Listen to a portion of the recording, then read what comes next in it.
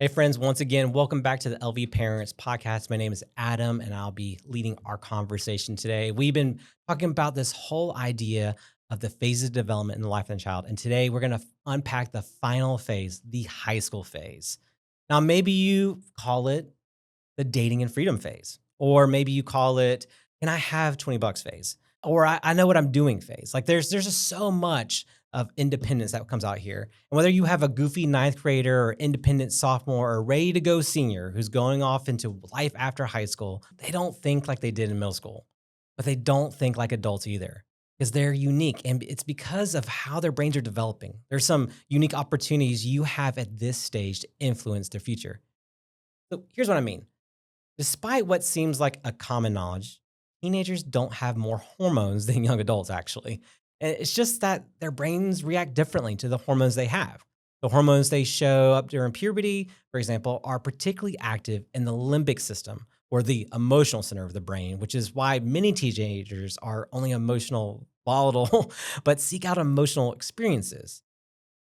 If you've ever noticed that your teenager really enjoys music or books or activities that make them emotional, it isn't just a fad or a trend. It's actually how their brain is wired. Because high schoolers, they think like philosophers. That means they are constantly asking the question, why? Like a philosopher, high schoolers are trying to figure out the meaning and the why they believe what they believe. This means that more times than not, they learn best through conversations and processing information out loud. In fact, this is why our conversations with high schoolers matter so much. Because as a parent or caregiver, we aren't just teaching lessons, we're dialoguing with our teenager about how morality and faith and logic intersect with their everyday life. And like me, you may find yourself needing to make a little more time in your schedule to talk about life with those high schoolers. And if those conversations only seem like they come up at 10 p.m., don't worry.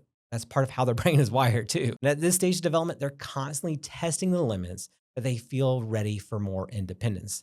And that is why one of the best things we can do for a high schooler is to recruit some other adult mentors who will show up consistently and model how to do something with what they believe.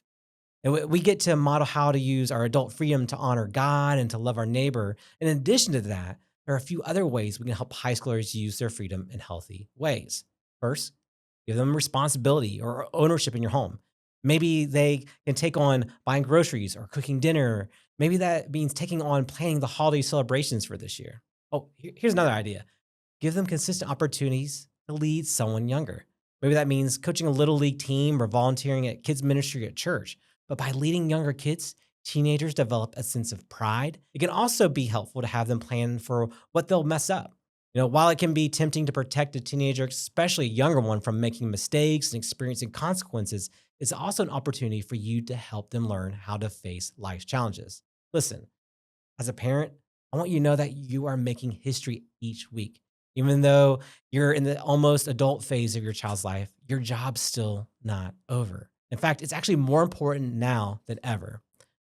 And only having 52 weeks of knowing your high schooler at this phase before move on to the next one, you got to make each week count. Because remember, it's just a phase, so don't miss it.